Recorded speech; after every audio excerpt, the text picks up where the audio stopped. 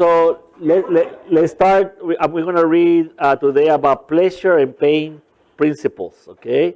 So let's just have an idea what we've been talking about. So we've been saying about there's only one power, right?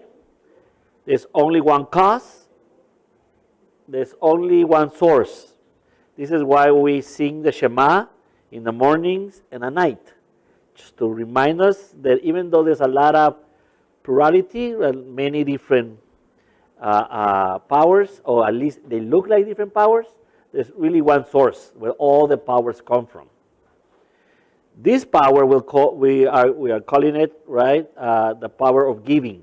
So to make it easier, in this path or this power makes everything else going. So it's the giving that makes who we are. It makes reality how we look at it. Is the power of giving, because there's giving that there is something called a receptor or a receiver, and the receiver, right, depending on how capable is to receive, will receive different I would say like energies, lower or higher. It will be the receiver of lower or higher powers. But the powers is the same one. It's just someone looks lower or feels lower than the other one, but it's the same essence. We are receiving the goodness of the light. That's what we talked about 3 weeks ago. Now we were talking also about what? What was we talking the last time? What was we were talking about? That it comes from inside. We have to look inside of us. Yes. That this power, right, this energy is inside of us. And being inside of us gives us, right, we have to learn to have a sixth sense in order to give it. We must have that sense, or it's not going to, you're able to feel it, to understand it, and to use it. That's why sometimes religion feels so bad. It feels like a waste of time because we don't know what to do with it. Because even though they promise a lot, and if you do this and if you do that, you're not having the essence of feeling it. And like we say last time, if you are a thinker, if you think too much, you're an unhappy person. Being unhappy is to think too much. Being happy is the action person. It's the person who acts more, thinks less. Not that you don't have intelligence, or you don't have a cognitive thoughts itself, but what he's saying is too much thinking is going to freeze you.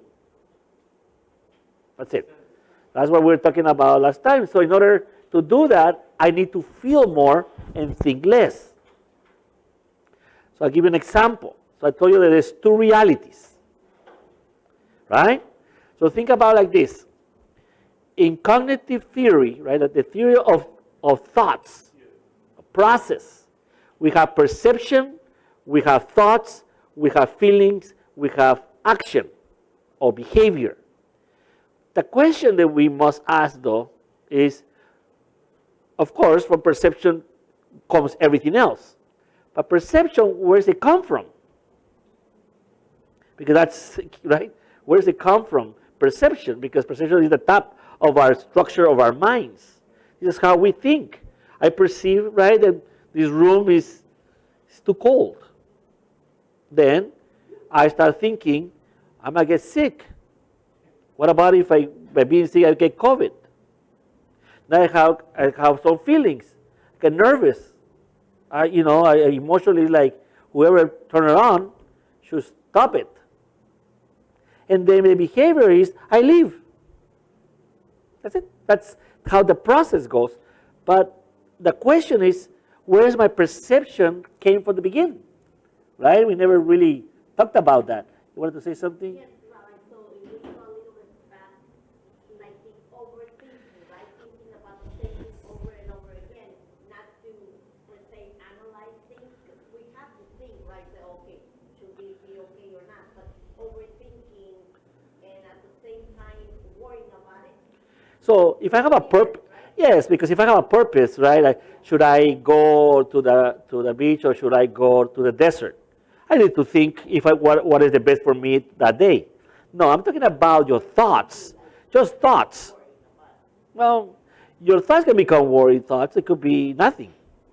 Your thoughts are only real when you make them true, when you decide that they're true. But thoughts are just thoughts. They're not even real. Even if the thought has a logic, right? It has a logic. I mean, for example, I could say, I think that person is lying to me. Because in the past has lied to you. So it has a logical, the thought is logical, but it hasn't happened. So it's not true.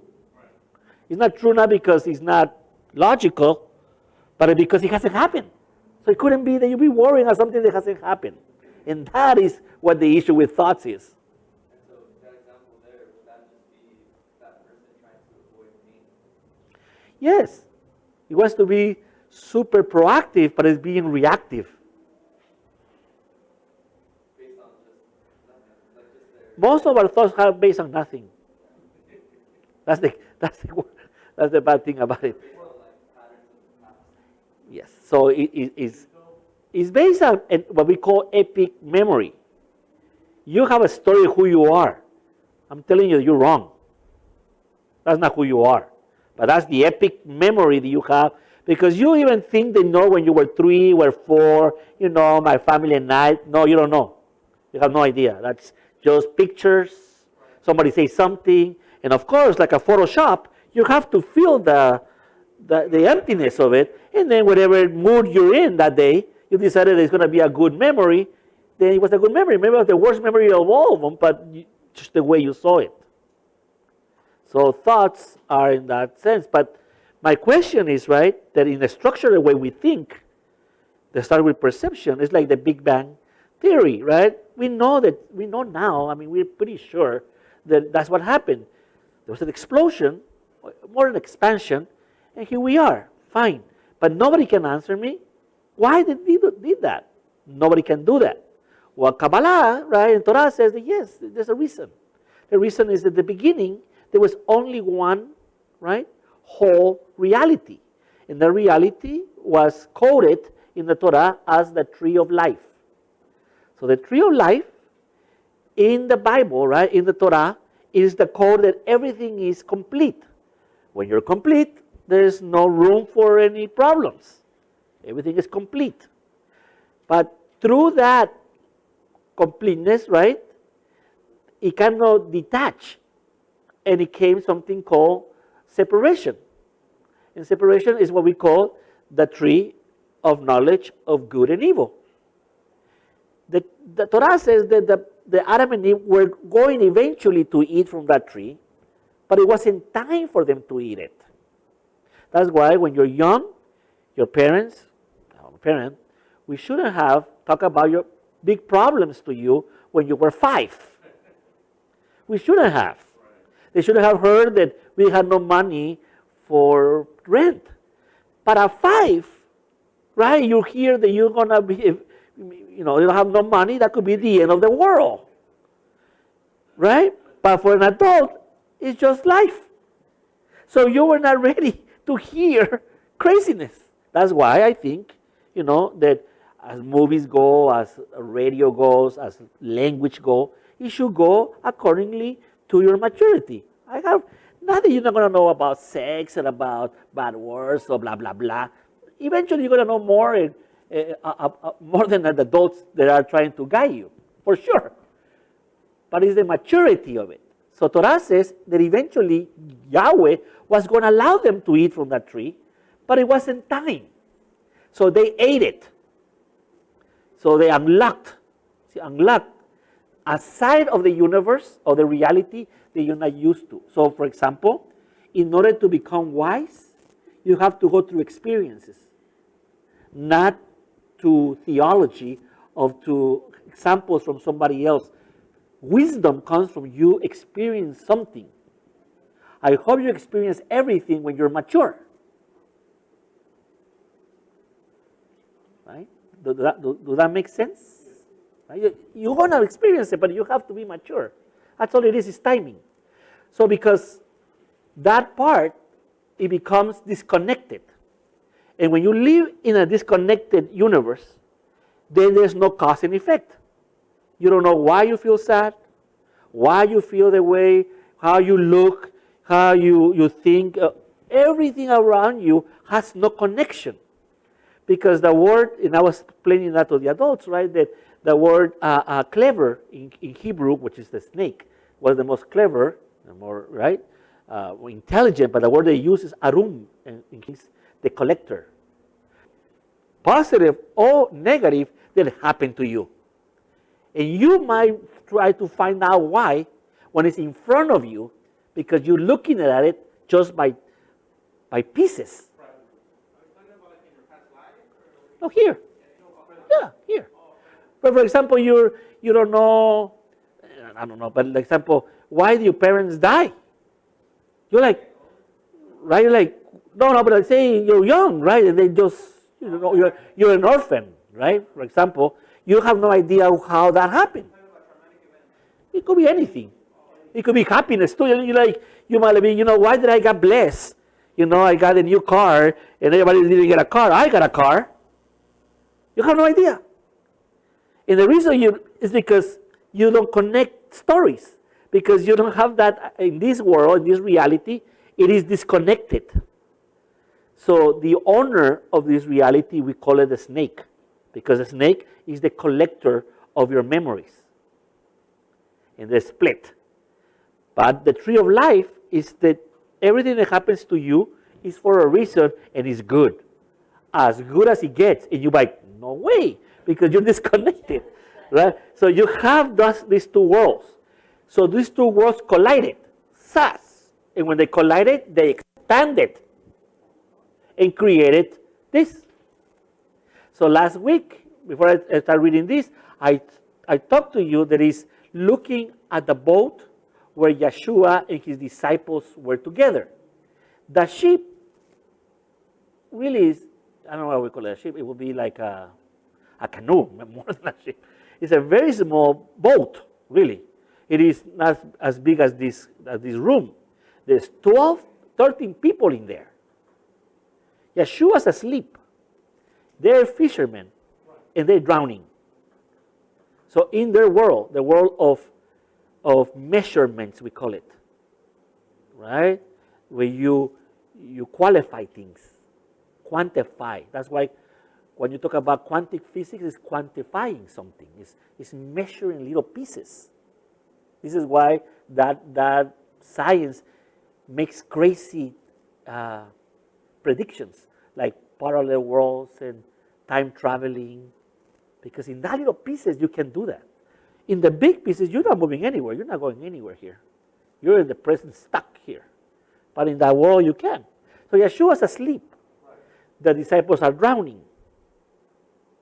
Then they are freaking out. So they try to wake him up, right? They wake him up, and then he says, what's going on? And they're like, really? Really, you're telling us that when you're seeing that we are drowning. And anyway, you too, because you're in the boat.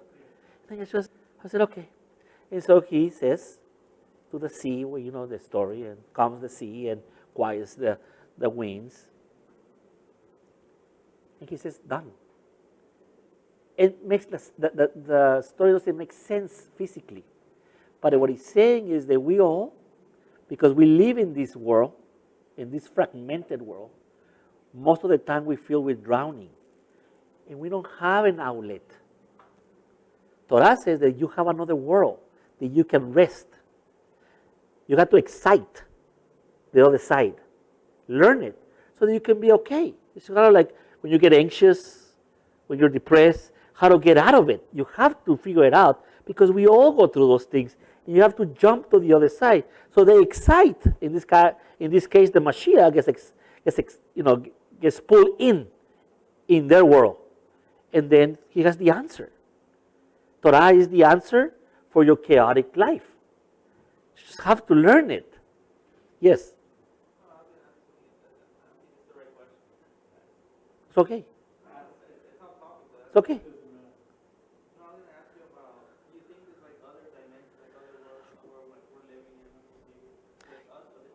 Yes. Well, I was speaking to somebody about superstring theory. And superstring theory is the basic of math, is the most beautiful math formulas that physics have. And in that theory that matches mathematically, it does have about 119 dimensions. So it's about 119 of you. That's why you're so tired all the time. 100, no, just.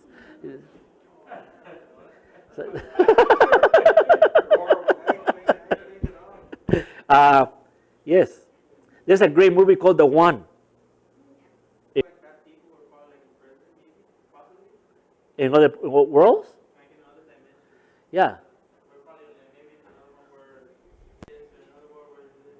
Yeah. But maybe you're in jail here. Listen for today. So here we go. The pleasure and the pain principle. That's the subject of this today.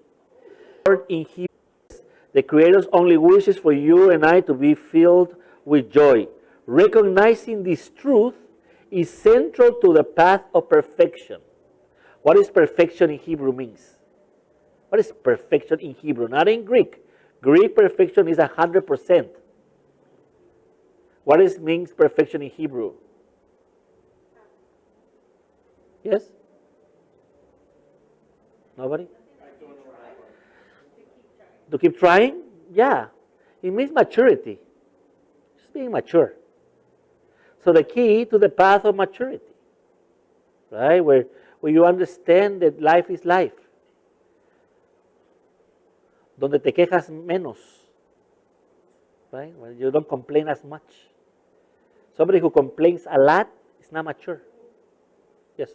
What do you think about like holding grudges? Do you think holding grudges is something like immature? Which one? Like holding grudges.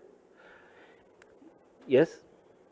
Yeah, but not in the maturity of an ethical or moral, but in maturity you don't know how to handle it.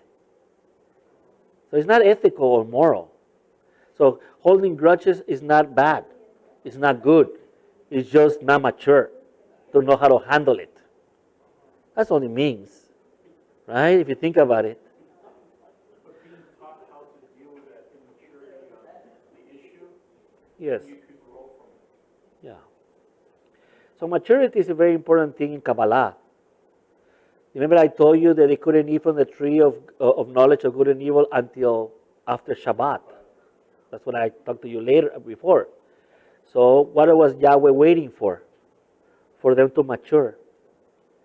Right? Like now I can watch a movie with my son in a way that, he's a man. And we can talk about it and his issues could be my issues. So we're mature enough to talk about them. Was younger, he didn't know. Like for example, when I was young, he was 3 or 4, and Dallas Cowboys will lose. He didn't care. He says, "Dad, can we go to McDonald's?" I was like, McDonald's! I need to suffer a little bit here. They lost. Now, right, in this time in the playoffs, he had his shirt and everything. I looked at him and like, oh, that was me. And when they die, he gave me when they die. They die in the playoffs, right? When they lost in the playoffs, I come in, he has no shirt on. He's just naked. He says, I don't want that shirt. Yeah. I matured from that. I didn't like they lost. But it was okay. See, it's just process of things. That's your life. That's why it is good to have somebody who's in front of you. You should. You should always listen to the one who's in front of you, who already passed that. Hopefully something stays with you so you don't have to suffer as much. You understand? Okay, so here we go. It should be clear to any observer of the human scene that most people, whether seekers of Kabbalah or good old-fashioned hedonists, desire pleasure and often go to great lengths to find it. So anybody who knows humans is that we move only by pleasure. If there is no pleasure, you will not move. You will not do anything. That's why when you go to school, it's hard for some people, not because they can't learn the stuff, it's just they don't find pleasure in it. Because they don't have what? Purpose. Whatever the purpose is. For example, why is it in school, in high school, they tell you have to have a C average in order to play sports? Because they want to help you to have a purpose just to pass your classes. Even if you don't have pleasure doing them, you have pleasure playing, so that helps you to keep your C average. That's it. That's the same idea. So Kabbalah says, yeah, any human being, whatever it is his ideas, all he wants is to get pleasure. Pleasure, and often go to a great lengths to find it. If the Creator's intent was for us to seek and experience endless pleasure, how does pain fit in that equation? That's a good question. Why? Why, if everything that's supposed to be here is good, why is that I can't seem to find it and I find more bad things about it than good? Where is it coming from? What do you think? Is it perception? Like you said, we're not receiving it correctly or truly? Okay. Our past experiences were negative and or taunted or tainted, and that's how we see things, that we don't see the goodness in it. Okay. Sometimes it's in front of us. Right. Your ego. But, Oh, but your ego develops because of this pain a lot of times, right? Because something happened to you, your ego changes to defend you somehow. Because you don't want to feel that same pain that you once felt before, maybe in a certain situation. So to avoid it, you just play it safe, right? You just define suffering. That is suffering. Pain is different. Pain, Pain is like something that happens in the moment, right? yeah. Suffering is, yeah, I get it. Suffering is the prolonged, because you don't allow the pain to go through. If you allow the pain to go through, suffering will not exist. Sometimes you need that pain to give the suffering, right? To avoid the suffering. To avoid it. See, if you allow the pain to come, you avoid suffering. If you try to avoid pain, then you get suffering. Suffering, long time. Pain, very small time. So somebody, you lose somebody you love, you have pain. About 3 months. My mom like she's been really like makes me stress, la espalda aquí le dolía todos los nervios. She got a heart massage, but it was really painful, right? Yeah. So right now she feels all that, so she had to go through all that pain. I like that example. I'm going to use it. That's a very good example, right? You're I was thinking medieval, you know, take your intestine out and then just kill you slowly, you know? that is suffering. Yeah, that's suffering. Yeah. So here we go. That's very good. I like it. I don't get impressed too much. I don't get impressed too much, but that was a good one. Oh yeah, but it's good. It was a way to put it. I like it. So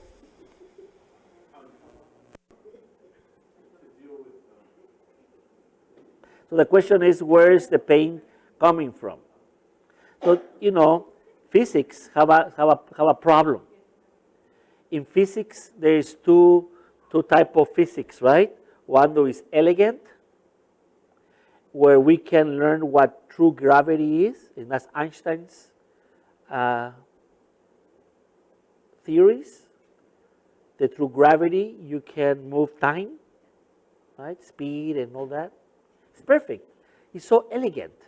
I mean, he's a genius. What? But then it came other guys who talked about these very small particles, and gravity has no way to put it there. Gravity doesn't match. And so one of the problems they have is the gravity, like in this planet, right? You should be crushed. You should be like, shouldn't move. You shouldn't jump. Nothing should be moving, because this planet is really full of gravity, the way it is, how close we are to the star. But we can't move, and that's a very paradox. So superstring theory says that the reason that we can move is because the gravity leaks out into another universe.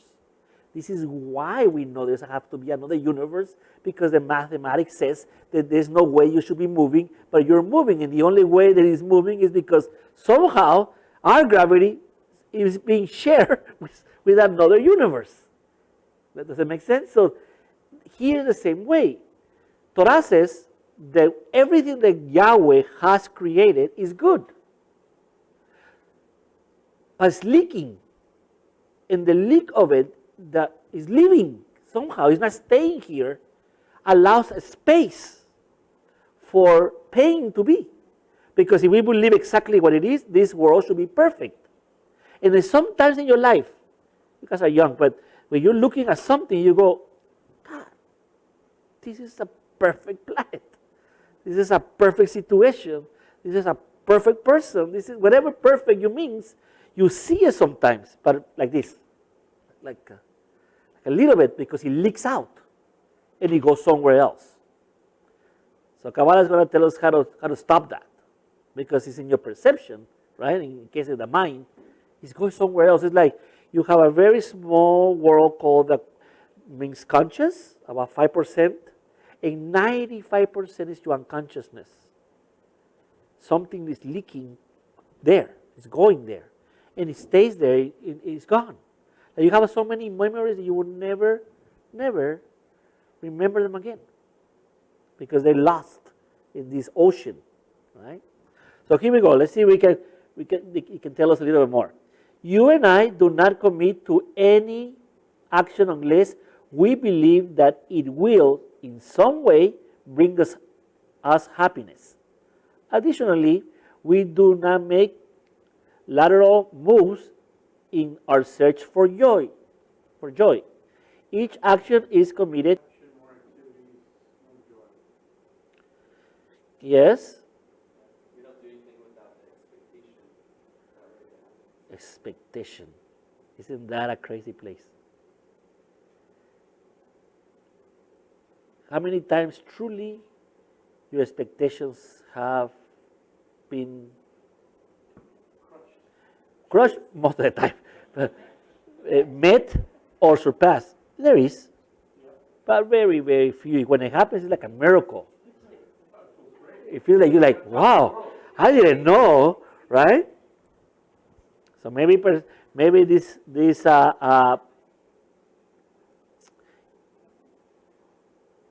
expectations, right, are issues. Each action is committed with a calculation that happiness will increase.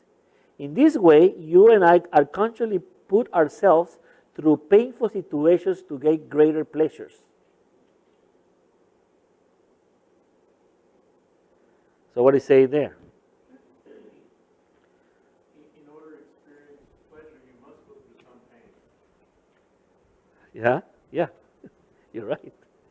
So there's no pleasure without pain, because somehow you have to. Well, pain is only the transition, right? So I'm going to give you something from Buddha. And I want to read it to you and see what do you think, okay? Here we go. These are the three things where your happiness goes. Okay, the leaking part, I'm telling you, it goes away because you have it. It's like you went to the movie, you were so happy, you had a good time, and then it was time to go home, and now the happiness is gone. Now you're in your room, you had a great day, you put your head in the pillow, and now something happens to you that you feel that whatever happiness you had in the moment is gone. It just flees away. So here we go. I'm going to say first biologically. So as animals that we are in a lot of ways, rational animals, right? Animales. In order to, right? Listen, who wants pain? Nobody here. We don't like pain. We just don't. So we do three things biologically about that. Number one, We separate themselves from the world. So when you feel that something is dangerous, you run away. That's it. That makes sense. Fire here right now. You're not going to be thinking, should I go out? I wonder how it feels. You just run out. Biologically, you want to get out. Number two, you want to stabilize many dynamic systems in your body, mind, relationships, and environments. Another way to stop the pain is that you want to make sure, biologically, that you stay the same all the time. You like things to be the same in everything. That's how we stabilize ourselves. Right? You had a good game last week. You want to have a good game this week. If you don't have a good way this week, you feel it. You feel something's wrong. Even though that you were playing 2 days, that's the whole thing. But you want things to stay the same. And number three, get rewards and avoid harms. That's humans in an animal way. We want to get things as free as possible. That's it. This is biologically, it makes sense. I don't want to work harder. I want to work enough, but get more. And avoid being poor. That's cool. So, this is very good. But when it comes to our existence, not our mechanics, but our existence, this is what the problem is. And Buddha says it here. This is Buddha talking now. He says, I'll tell you where suffering is. He says, everything is connected to everything else. So it's impossible to fundamentally separate self and the world. So Buddha says, listen, I know that your aunt hurt you and you don't want to talk to her anymore. Well, you can't say that. Because even though you're not talking to her anymore, she lives in you because she's connected to you until you die. So the more you try to separate, the more suffering you'll get because you cannot separate from anybody. That's why Dalai Lama came out one day and they talked to him about enemies. He says, when somebody is screaming at you or is being impossible, you should have compassion because that person is suffering more than you. And if you don't do that, you will feel their suffering. And you get upset and you get sad because now you grab them. It's impossible to avoid anybody. We are connected to everybody. And Buddha was right in that sense. Yahshua said it in a different way. He says, oh, you love your friends? Love your enemies. And then you have really loved everybody. Love. So that's number one. So that makes, not that you believe it or you think it's possible, but does it make sense though? Because you want to get away. As an animal, if somebody's shooting you, you don't go, hey. You start running. That's good, right? Physical, you have to go. But mentally, you're part of the forest. You can get out from the forest. Forest and you are one. And the ones who are hunting you are part of the forest. So you have to kind of live with them. Does that make sense? Number two, as you like this, everything changes. So it's impossible to keep things stable in the body and the mind, in relationships and the environment. So everything changes all the time. And you're still stuck in 1979. You're still stuck in your life when you think were better. Which were not better. You just think they're better because they're more like what you thought things are supposed to be, but they're not. Everything changes. I'll give you an example. A real example. So I had this couple, right? I had this couple in therapy, and they were fighting verbally. They just got married, like, a couple of months, and then in the fighting, he pushed her, and she fell, right? And so he was so upset, he left. But then he thought, right? He says, "Yikes! I should have done that." So he says, "What should I do?" So he went to get some flowers. Right? He came back, just is sitting there, and then he gives the flowers. She gets the flowers. She was happy with the flowers, right? And then he says, "I'm sorry," and he says, "Okay," in the moment. But his biological is that he wants things to be the same. Things are not the same. Can't be the same. There was an event that has changed the course of that relationship. I'm not saying that eventually it's not an ending thing or no, it might be the best thing that happened. They can go to counseling and they can figure it out and they'll be okay. But in that moment, he wants things to be okay. So he wants to go back to the normal things they do. And then because they're married, the best thing to do when you're happy is to have your relationship, your sexual relationship. So he wants to have sex with her. But she doesn't. She's not ready. Things just happen. He seems like now a horrible person, but he biologically is just thinking, if we okay, let's just be okay. And he wants to just get rid of it and not go through the process of the change. Because that could be his change. He says, never again I should be so upset to hurt somebody that I love. That person or the next one, I don't know. But he will learn, get it? But he has to go through the change. And that's something that we don't like to do.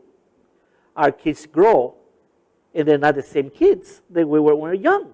And we have a hard time letting them go. It's who they are. And we just have a hard time because we still see the little kids that we had. We hug them. I used to hug them like this, now you hug them like this, and different. But we have a hard time with that, and that is pain. That's when our good things leaks out. So first, because we like to separate when we can't, and we like things to stay the same, and we can't. And number 3, we call it rewards are fleeting all the time. So, for example, you go to a dance. You go to a club, I don't know, and you're dancing and having a good time. Well, as you're doing it, the fun is going away. The reward, the good things is going away. It's not staying. Think about it. It's going away, and you're trying to grab it. Oh, 1 more hour. Oh, 1 more drink. Oh, 1 more thing. Until they close. Man, let's go to another club. Because you're trying to grab the pleasure that is fleeing from you. And if you try to grab it, what's going to happen is that you're going to find yourself, right, in vices, or you're going to be always unhappy because you couldn't even enjoy the joy that was fleeing from you for those couple of hours. So seeking pleasure continuously is a problem in humans. It makes us suffer. Oh, I'm bored. Really? Why? Because this time you go to Disneyland? You go every day? Right? Why are you bored? Are you bored? Why? Because you're thinking of rewards that you had and they're away from you now, and you can't wait for the next round. And I think it's our society, there was so much of us, now it's so much stuff for us. Yes? What would you say is the solution to that third one? Like the constant pleasure seeking? To really be in the present and enjoy as much as you can in those 2 hours or 3 hours you have that pleasure. But understand that when it is gone, another one will come when it comes. But instead of thinking it's finishing, I'm enjoying what I have. It's kind of like in the airports. I hate airports, but in airports we're trying to say bye to somebody. You cry more than just enjoy the last an hour and a half with them. And you're like regretting, oh, you're leaving, you know. I've done that, you know, or my mom, and, you know, it's just, instead of maybe just like saying, I have an hour and a half left, let's continue, you know, being who we are, enjoy ourselves, and I love you. And yes, I miss you, but I know there will be another round eventually. So you have to be in the present more for the third one. Right? Does that make sense? Yeah. You don't have to drink 18 bottles of beer because you think it's the end of the beer world. You can have 2, 3. And know the next week or whatever it is, whenever it comes the time, I'll have a chance to do it again if I need to do that. But it's a moment that takes us, and we want to grab it because we're not happy, we are not complete. So that moment of euphoria, we really don't want them to stop. But if you were always in a more level way, those high peaks are just bonus. And then I go back to who, you know, it's exhausted to try to be on clubs every Thursday, Friday, Saturday, and Sunday. And I know people that do that Thursday, it's exhausting. Any questions? We okay? All right. You can go now. See you later. All right. Okay. See you next week.